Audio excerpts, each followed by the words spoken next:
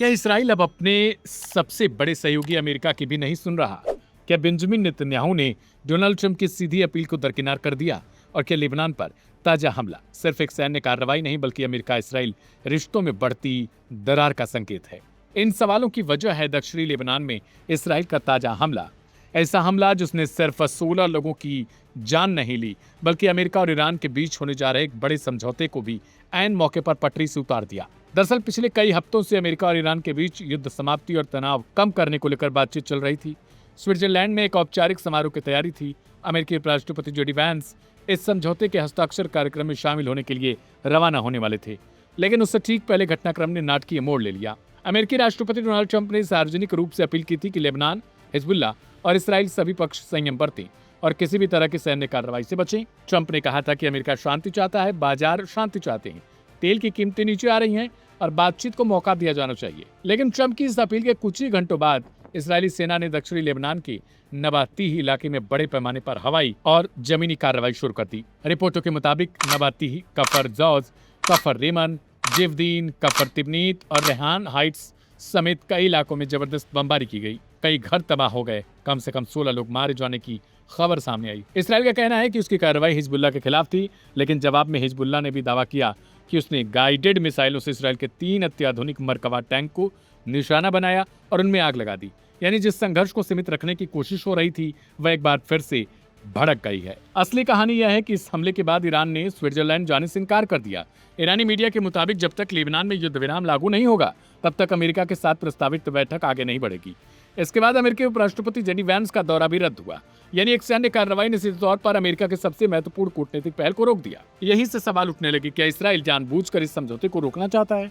क्योंकि इसराइली नेतृत्व पहले भी साफ कर चुका है कि वह दक्षिणी लेबनान में अपने सैनिक नहीं हटा सकता। प्रधानमंत्री नेतन्याहू कई बार कह चुके हैं कि इसराइल अपनी सुरक्षा जरूरतों के हिसाब से कार्रवाई जारी रखेगा। दूसरी तरफ अमेरिका इस समय किसी भी कीमत पर क्षेत्रीय युद्ध को रोकना चाहता है।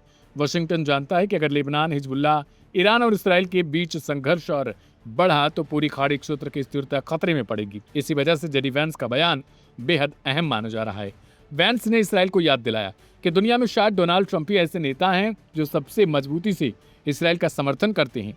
उन्होंने यह भी कहा कि अगर वह इसराइली कैबिनेट में होती तो अपने सबसे बड़ी और ताकतवर सहयोगी को नाराज नहीं करते। वैंस ने यहाँ तक याद दिलाया कि पिछले महीनों में इसराइल की रक्षा में इस्तेमाल हुए 2/3 हथियार अमेरिकी करदाताओं के पैसे से आए। अब बड़ा सवाल ये है, क्या इसराइल सिर्फ हिजबुल्लाह से लड़ रहा है या फिर वह अमेरिका और ईरान के बीच बनने वाले किसी समझौते को भी प्रभावित करना चाहता है?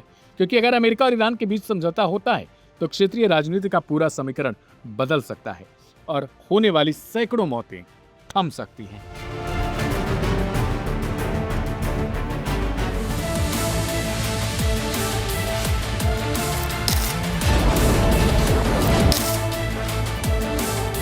अमेरिका के प्रेसिडेंट ट्रंप ही इसराइल के आखिरी सहयोगी हैं, क्योंकि पूरी दुनिया पहले से ही इसराइल से नफरत करती है, उसे पसंद नहीं करती है। इसलिए इसराइल कायदे में रहे। इसराइल की सरकार और उसके मंत्रियों को सीधे संबोधित करते हुए ये बात किसी ऐसे वैसे लीडर ने नहीं बल्कि खुद अमेरिका के वाइस प्रेसिडेंट जेडी वेंस ने कह दी है। दुनिया के सामने, मीडिया के सामने अमेरिका अपने दोस्त इसराइल को इस कदर जलील करेगा, ये किसी की भी सोच से परे हो सकता है।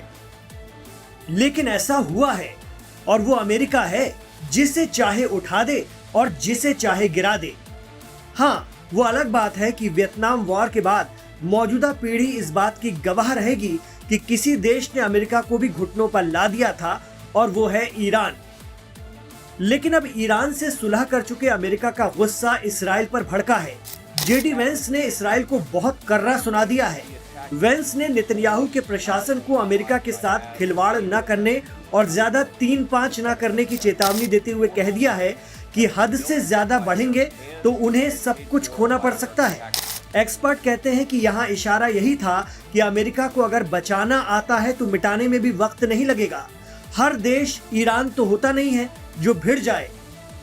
दरअसल अमेरिका का प्रशासन इसराइल से इसलिए भड़का हुआ है क्योंकि ईरान अमेरिका डील के एमओयू पर साइन होने के बाद से इसराइल अमेरिका पर हमलावर है। वहां पीएम नेतन्याहू तो खामोश हैं, लेकिन उनकी कैबिनेट के लोग ट्रंप के पीछे पड़ गए हैं।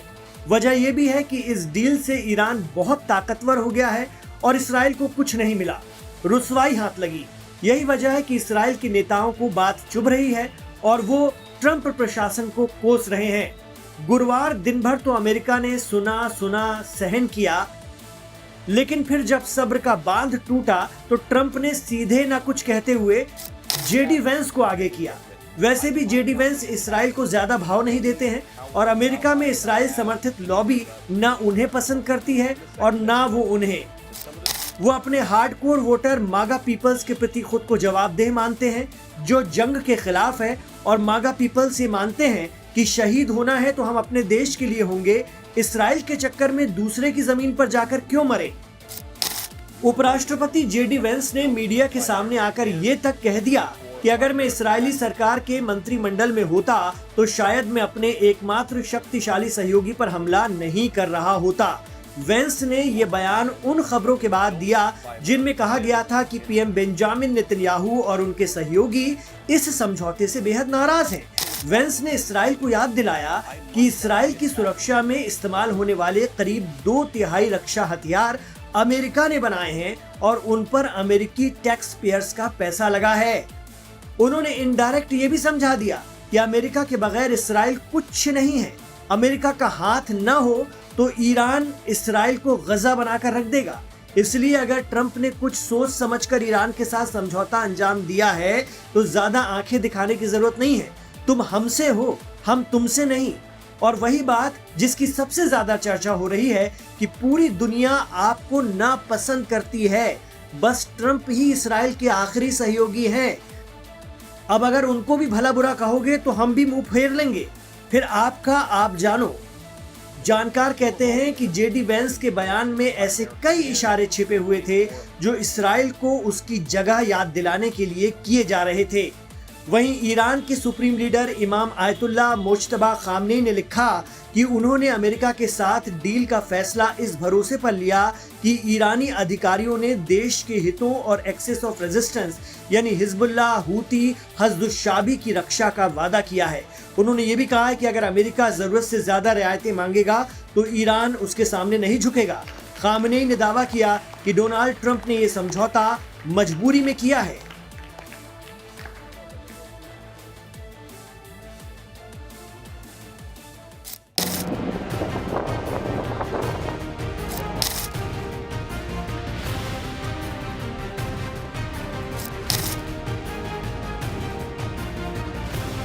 जो गरजते हैं वो कभी बरसते नहीं। शायद जिसने इसे पहली बार कहा होगा वो दैवी वाणी रही। ईरान की सभ्यता को घंटे भर में खत्म करने और खामेनेई सत्ता पलटने का ख्वाब देख ही रहे थे कि किसी ने पानी फेंककर ट्रंप को नींद से जगा दिया, क्योंकि आज ये कहावत अमेरिकी राष्ट्रपति डोनाल्ड ट्रंप पर बिल्कुल फिट बैठती है।